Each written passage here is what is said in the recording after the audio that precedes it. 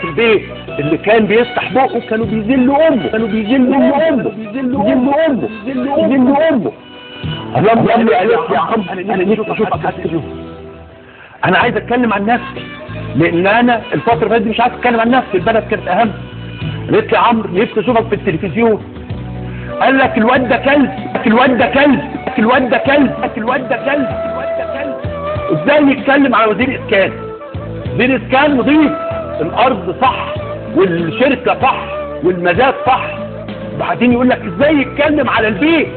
ده البيت ده هو نوار شباب البلد، هو ده اللي هيحكم. يعني ايه يتكلم عليه ويقول محدش يكتب عن الفكر بتاع سيادته 3 صفحات؟ احنا كنا مذلولين يا جماعه، احنا كنا مذلولين يا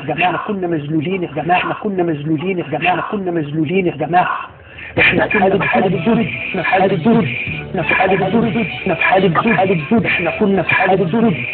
لا يمكن هيجي أسوأ من كنا فيه، لا يمكن هيجي ذل ومهانة قد ما كنا فيها. كان الناس ضرب في الكام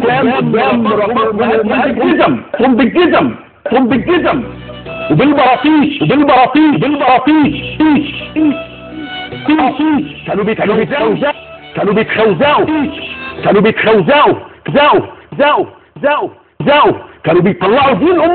كانوا بيطلعوا دين امهم،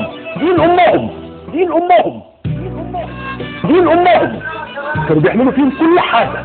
احنا كنا في عصر اسود ومهبب. خلونا اتكلم من الاول اللي حصل النهارده. انا كنت اتكلم يقول لي اوعوا تشغلوا الواد ده، الواد ده يقعد كده زي الكلب.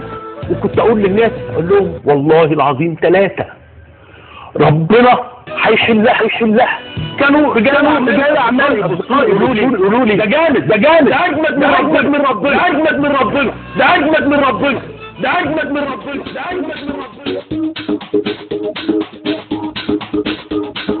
Mama do my joke, mama do my joke, mama do my joke, mama do my joke, mama do my joke, mama do my joke, mama do my